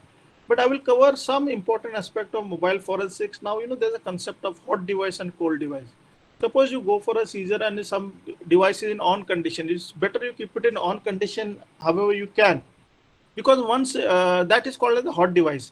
If you switch it off and it comes to lab, if I have to switch it on, then it becomes more difficult for actually bypassing the encryption, or you can say the lock mechanism which are in place. While as if it's a hot device, it becomes much easier because it's already in the booted state. I'll keep it there. But if you see, most of the mobile devices coming are now with the full disk encryption or file-based encryption. Most of them, the latest and most secure is the file-based encryption, in which each and every file on your device is encrypted and it has a separate key. So once the key is destroyed, it becomes very difficult for recovery. So you can say forensics becomes very difficult. Nowadays, mobile, especially the iPhones and other devices also, Android phones also are coming with eSIMs. Means there is no SIM at all in this. So you should be able to identify eSIM and normal SIM kind of devices, and you should be able to actually analyze those kind of devices before you start the forensic process. Also, now there are different concepts like bootloader and client extraction. In bootloader, what happens is nothing is installed on the, you can say, device. Whereas in client extraction, you can say a code gets installed and then the extraction take place. You have a concept of jail routing and jailbreaking. You have Android, you do routing. In iPhones you do jailbreaking, and this is very much required when you're doing forensics at occasion. But there's a lot of caveats to that. Anti-forensic techniques, everyone knows that encryption, obfuscation, wiping, overwriting, these all things are happening and they become a very big challenge. Now coming on to what is going to come in future, IoT. All of us know Internet of Things, and there's a second concept called as IIoT, Industrial Internet of Things. So there are different challenges, and you have to address these challenges because they are small devices, they have limited memory. The data location is somewhere else in the cloud. It may be out of your country also. Even identifying the data or IoT device is difficult. So this kind of forensics will no more be restricted to the lab. It will come outside the lab, and you will be actually analyzing, you can say, evidentiary data much means within the lab also and outside the lab also. So you will have your evidence when it comes to cloud on the devices which come for investigation. It may be in some server either located inside our country or outside, or the network in case you can say, for example, a DDoS attack or some live attack is happening, then you will have to have network traffic or network analysis also, or network forensics to be carried out. Now coming on to smart city as such, smart city, we are going ahead with smart cities, but when smart cities, so of course some few have progressed, but you'll see there are a lot of smart devices which will be involved. You'll have smart grids, you'll have smart meters, you'll have UAVs, you'll have smart vehicles, you'll have IoT sensor, you'll have different type of clouds. It may be a private cloud, it may be a public cloud which is used. But if you see the threats will increase. We'll not go into the threats because our talk is not on threats. See the forensic data which is involved. There'll be so many logs, there'll be so many devices, and it will be very difficult to cope up with this kind of, you can say, such humongous amount of data and devices. So we have to cope up, or you have to have a skill set, or you'll have to have resources, or you should be able to cater for so much of, you can say, which way devices are, because crimes are there to happen. Something will surely happen. And so the forensics will have to cater for all the components of a smart city. As I said, whether it's IoT, cloud, UAVs, smart grids and all. And so the you can say this requirement is going to improve. And if you see India has said that it will have the first 100 smart cities, and many of them are in pipeline also. So you'll have everything which will be connected, and how you can secure them, that may be not your responsibility, but how will you carry out forensics, whether it's reactive after incident has happened, whether it's proactive, which is happening, or whether it's predictive, which is going to happen. So the future of digital forensics will be less of reactive. It will be more of proactive and predictive. Means what is happening and what is going to happen. Means you have to predict. So that is going to be the next challenges which are going to happen. There are a lot of challenges. I have already spoke of problems, but main problem is of the skilled manpower. There are a lot of shortage in law enforcement agencies, forensic labs, and judiciary, and many other. You can say even in academia, commercial tools are very costly. Training is very costly. Laws, yes, there's a problem of legal jurisdiction, GDPR. When we have the PDP bill coming in, that is the data protection bill. That time, how they are going to address the forensic challenges, will be interesting to see, because for example, you have my say mobile. You are doing a financial crimes case. Do you have the right to actually see my personal data? So that is a question. Privacy is going to be a big issue, but let's see how it is being addressed. Changing technology, lot of, you can say, I'll put it in a different way. Lot of disruptive technology like artificial intelligence, blockchains, SCADA, IoT, ICS. So how are you going to address these systems? And if an incident happens, how forensics has to be carried out? Others are, there are less resources, less lab, less skilled manpower. So that is also going to be an issue. So the same thing I mentioned here is human resource problems, tools, training. Now in laboratory, these challenges are there, and we'll have to address in future also. A lot of damaged devices, burned devices, water, devices which are in water, or they come. Then integrity issues, because techniques are changing. Like as I said, in solid state devices, you cannot maintain integrity in some cases. So how are you going to address this case? In mobile, how are you going to address the integrity issue? Then lot of OEM tools are there, the open source tools are there. So these questions actually, when you go to the courts, these questions will actually interest you. I'll not dwell much upon it, but backlogs are there. When it comes to technical challenges, like if you see computer forensics, or let me refer that as storage media forensics, because nowadays computer is a very wide terms and defined in the IT Act also. So you have a lot of issues like encryption, solid state devices, technology change, anti-forensic techniques. In mobile space, due to the, you can say, SSDs, you have something called as hidden space, over provisioning. Then for that, different techniques are used. You use in-system programming, JTAG, chip-off, micro-read. So there are so many challenges which are there, and so many, as I told you, in the sub branches, there are so many sub branches which will increase in near future. Other challenges are laws, standards. They are very, there are no, you can say, at least the national level, we actually take the standards from NIST, or you can say CFTT program, or SWEDGE. GDPR, it's with EU, but we have our own PDP bill. So let's see how it addresses the forensics issues. Challenges of expert witness are different, because expert witness, when you go to the court, they have different kind of challenges. Now what I foresee the future, or the jobs, or you can say job roles, what you as students can aspire to do is, I've already told the normal, you can say, sub branches, but now the future is for IoT also, industrial cryptocurrencies, drones, virtual machines is going to be a very interesting part when you do forensics on virtualization platform. Deep fakes, audio, video, AI, ML. Now artificial intelligence and machine learning, it's a good thing. It's giving you a lot of solution, but this can be a solution also, and it can be a problem also. Means you can artificial intelligence and machine learning will use to actually help the human being to progress also. But how will you carry out forensics to on this kind of systems? So for that also, for finding few means for doing forensics, you might use this AI and ML also, but it itself is a problem also and a solution also. Dark web, deep web, you must have heard of this. So this is the future. If someone is looking, or someone is planning to research something, you should be looking at such kind of thing.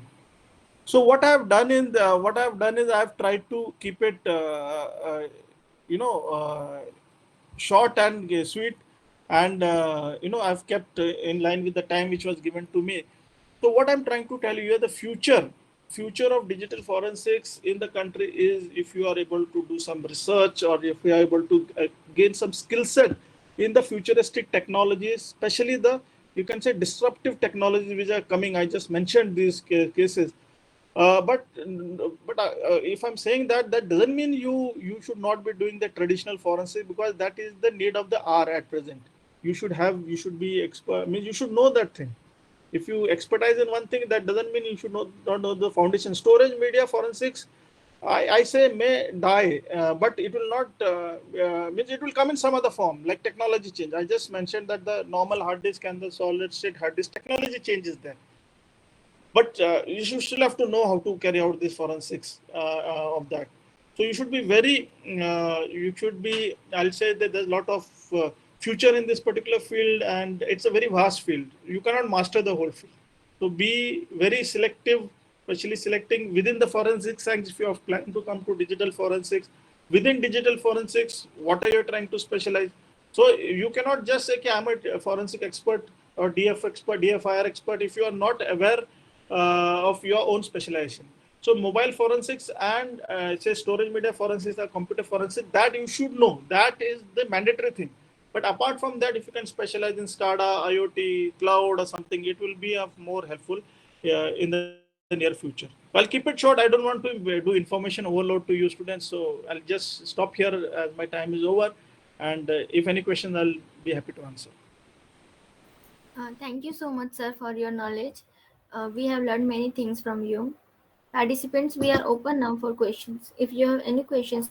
raise your hand. Sir, one question is there. Sir, can you explain the roadmap of digital forensics? How can I come into this field? Okay, that is Question a was Adhay Sharma. Okay, that is a different talk in itself, but I'll keep it short. See, you can come into this field at any level. If you're a diploma holder, still you can come into this field. If you're a BTech, still you can come to this field. If you're a MTech, still you can come to the field. If you're a BSc graduate in computer science, still you can come to the field. If you, it's not necessary to be an engineer in computer science or in a BTech electronics or AI or ML or in cyber security or so on and so forth, because they have different job roles. Like if I'll give you example of a laboratory, there are different kinds of jobs which are there. Like a lab assistant is there. He's supposed to do some task. He is supposed to do the imaging, cloning. So for that, you don't have to have an MTech, BTech. Even if you have done, and if you have done some courses, that is more than enough. Then there's the other job role of an analyst. For that, if you're a BTech or something, and if you have done some, you can say global certification, you can very much do that particular role. But if you're an MTech or a PhD, you want to get into research field within the forensic domain, you can still come into it. But and you can means you. But whatever I say, your basic qualifications are very much important. But apart from that, it will be very good if you have some global certification and some internships. Here, every case is different. Unless and until you don't have hands-on practice on the commercial tools or the which are being used in the laboratories or for analysis, it will be very difficult. So, if you have a good internship, good mentors as such, it will be very helpful for you to get into this field. So there's, if you that you can ping me separately. I'm on LinkedIn also. If you have some doubt regarding to coming in, how to get into this field and all, I will surely answer it as and when I get time. I hope I answered that question. Thank you, sir. There's one more question by Gaurav Sharma, sir. How integrated biometric security can help cybersecurity? See, biometric security is basically a access control. I'll put it that way. Cyber security is a total different field. It's more of protecting your systems or institutions or entities from any kind of cyber attack.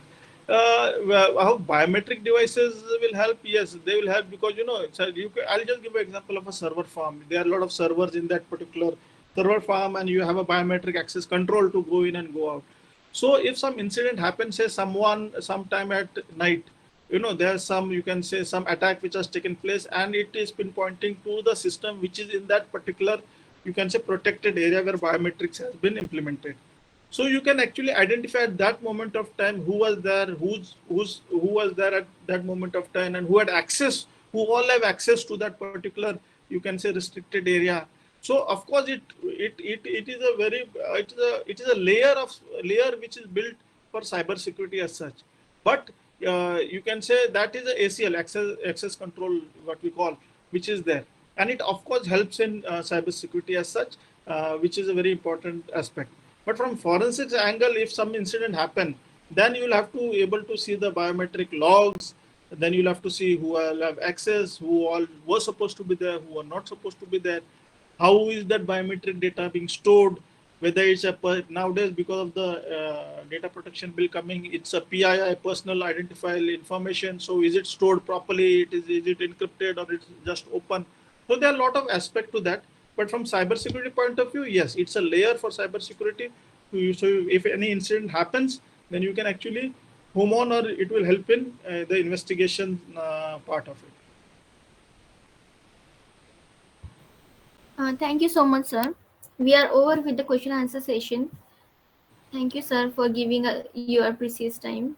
Thanks a lot. And I know this is a field get scared to ask questions. The reason is because they feel whether it will be logical. But this is the field, one of the field. If you means aspire to make your career in, you should. It is a future. You can say it's a very interesting field, and you have a lot of job prospects in the near future. Thanks for inviting me, Rakesh, and it's a good interacting with you all. And anyone, I've just posted my LinkedIn profile on your chat. If anyone interested, he can drop a message to me. Thanks. All the best. Thank you so much, sir. Thank you. Bye.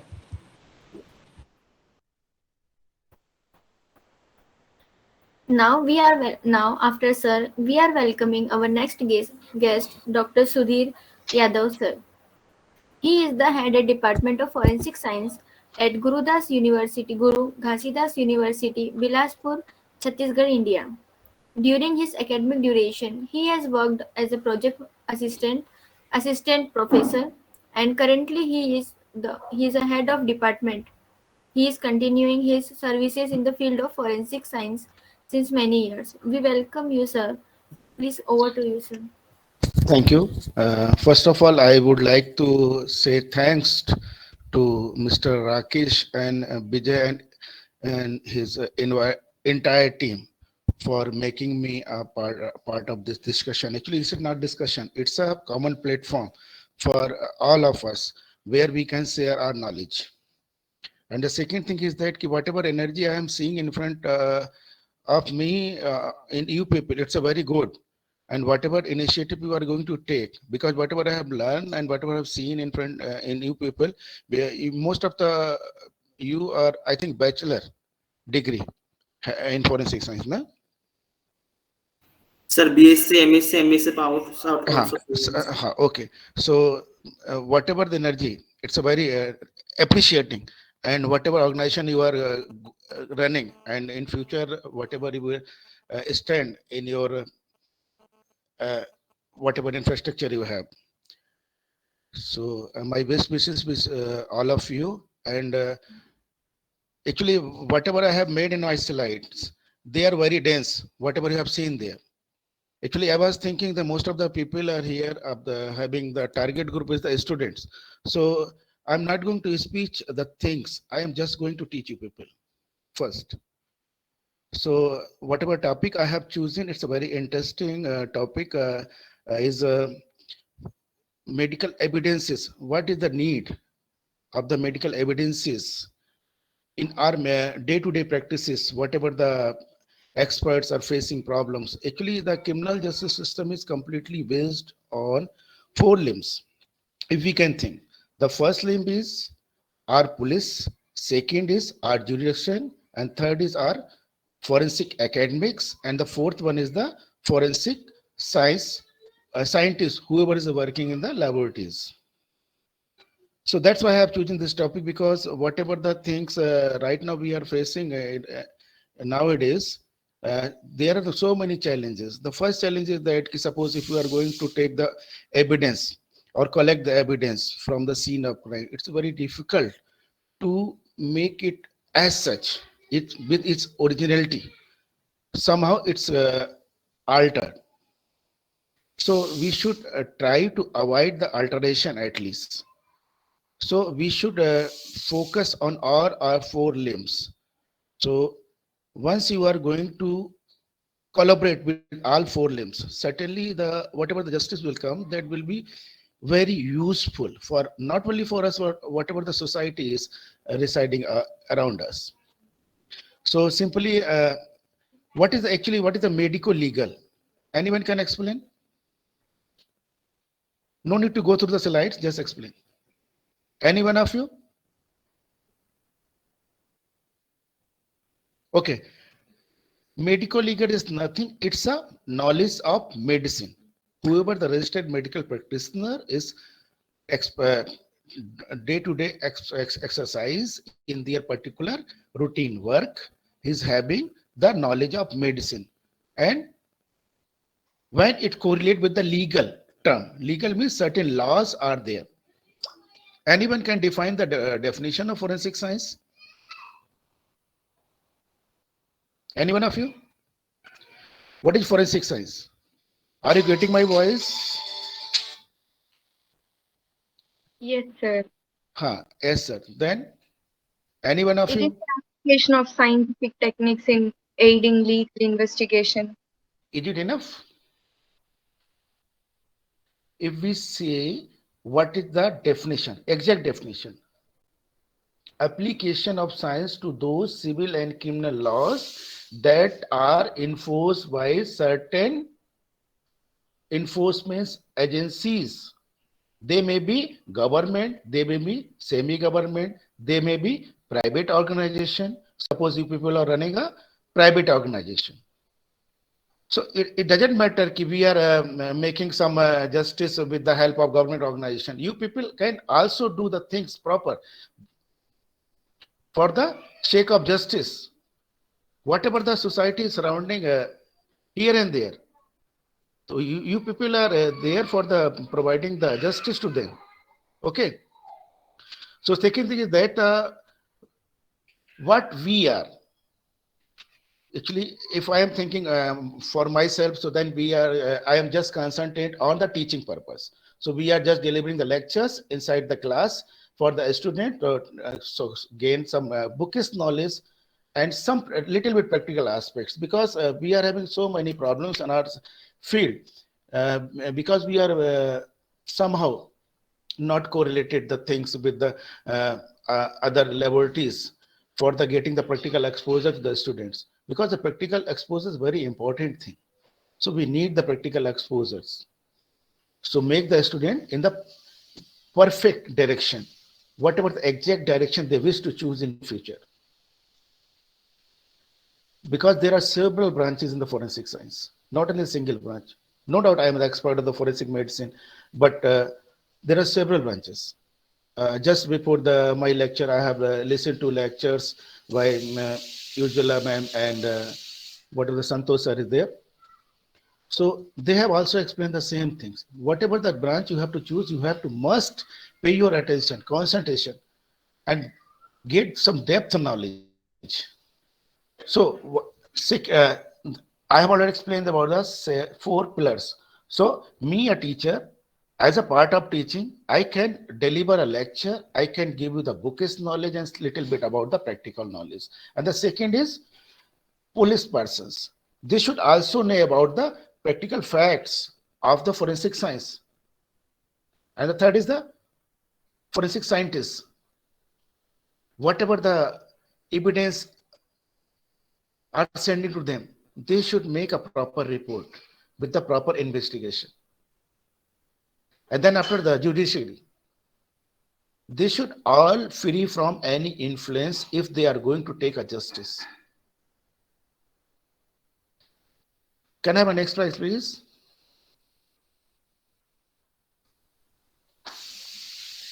Next slide, please. Okay. So anyone can tell me about the crime? What is crime?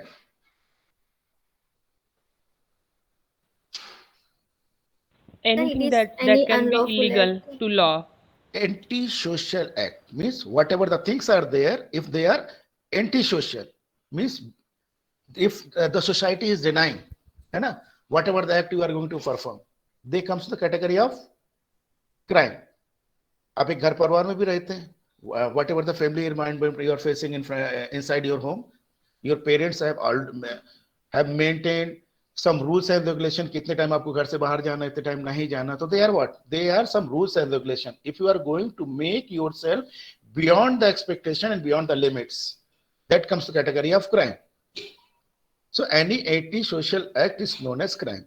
There are two types of crime, and there is a solution of crimes. Which type of crime cases are generally in our society? Either civil cases or criminal cases. I have maintained a list here. You can see whatever the things are there. Suppose if you are going to consider age, death. What is death? Anyone can of you explain death?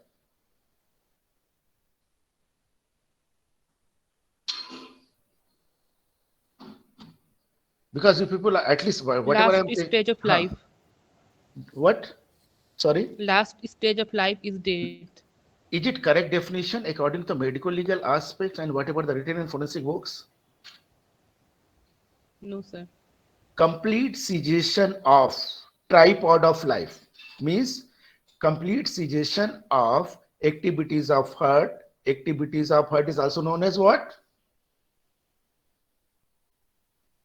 Syncope. And complete cessation of respiratory system is what? Coma.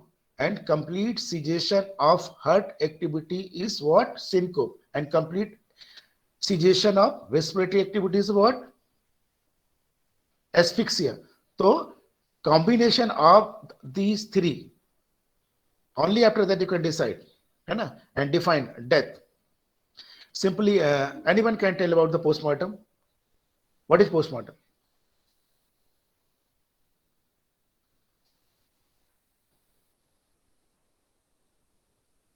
Postmortem is what?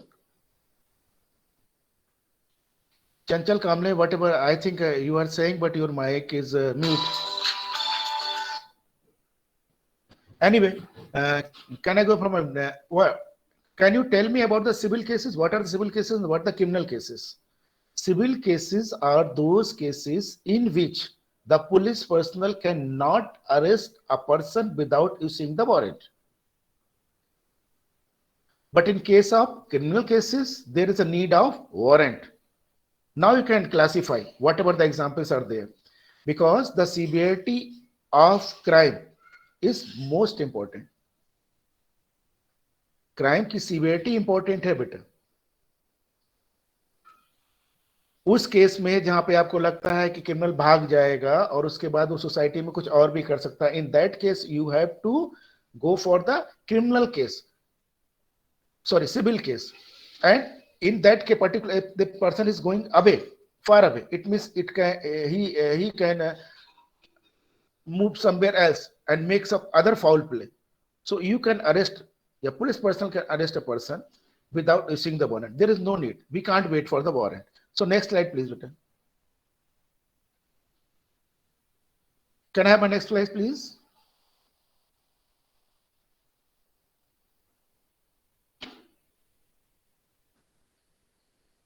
Can I have my next slide, please?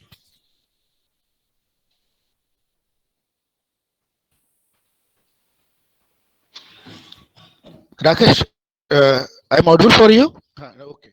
What is the Yes, need sir. of medical evidence? What do you mean by evidence? Evidence is what? Evidence is anything that can prove or disprove the point under investigation. They can be classified with several ways. Suppose if they are the medical evidences, so they are somehow correlated with the medical knowledge. Whatever the knowledge is there among registered medical practitioner, whatever knowledge they are going to share, they comes to the category of the medical evidences. Then after the biological evidences, if they are having the origin from the biology, then there's some physical evidence.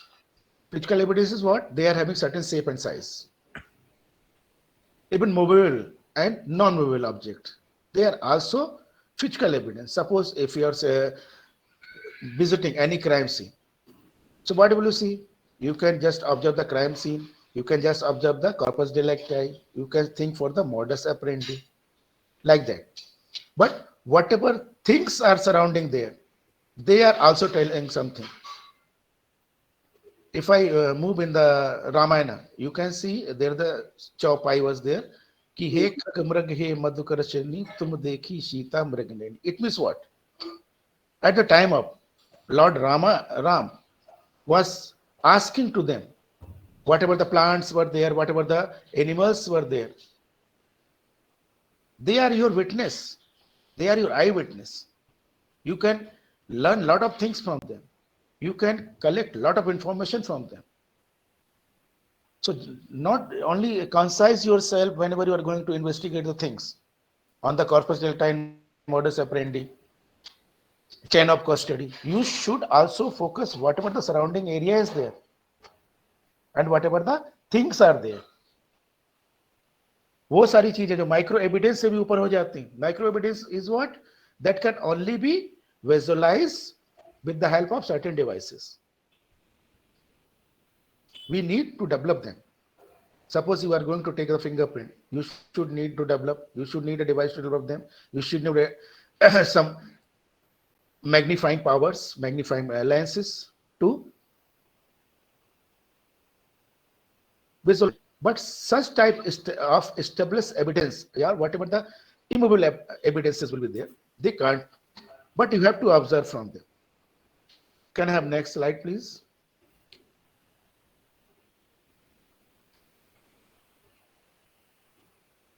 Next slide, please. Rakesh. Okay. So, whatever the now, what is the basic types of examination in recording of the medical evidence? What are the basic steps and why they need? How many types of basic evidences in the medical science? Medical science, there are only 5 steps when you are going to for the prosecution. Prosecution is what? There will be 2 types of lawyer. One will be the public prosecutor and the second will be the private lawyer. Public prosecutor lawyer will be hired by the government, either central government or whatever the state. He or she can be hired by the state government. And the public private prosecutor will be hired by the public private party in his own capacity. So there are basic 5 steps. The first step when you are going to recording the medical evidence is the oath taking. Oath taking is what? Anyone can of you explain? कई बार आप लोग movies वगैरह में देखते होंगे oath taking क्या होता है. There are some holy books, है ना?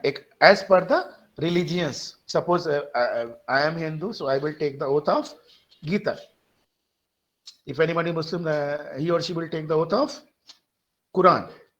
Such like. तो उसमें ये होता है कि whenever we are going to make any deliver any statement, तो we should take a oath. और उसके बाद शायद हम झूठ नहीं बोलेंगे, ऐसा मान के चलते हैं. लेकिन whatever the things since a long time running in our society, हाथ भी रखा, झूठ भी बोला और जजमेंट भी हो गया. So at that time we face a lot of problems because whatever science we have learned, whatever science you people are running, whatever science you people are learning also, so they somehow mislead the results. That's why, no doubt, there are steps. Steps are required. And the second step is what? Examination in chief. Examination in chief means जहां पे किसी पे आरोप लगाया गया तो उस party से आपका जो पब्लिक प्रोसिक्यूटर होगा वो आपसे पूछता है कि व्हाट आर द थिंग्स, आपने ऐसा किया, आपने ऐसा देखा, आपके साथ ऐसा किया जा रहा है, ये सही या गलत, ठीक है ना. उसके बाद क्रॉस एग्जामिनेशन जब बात आती है तब उसमें क्रॉस एग्जामिन में ये पूछा जाता है कि सपोज ये मर्डर हुआ, क्या आपने किया या नहीं किया, तो आप उसका जवाब कैसे देंगे? You should reply either in yes और no as per the question required. So they will be the leading questions. So leading questions are only allowed in case of cross examination. Can I move on the next slide, please? So these are the re-examination and then after re-examination, cross-examination, re-examination once again. If the judge is not satisfied and the public prosecutor is not satisfied, they once again ask the question to the witness. So they are come to section 138 of Indian Evidence Act.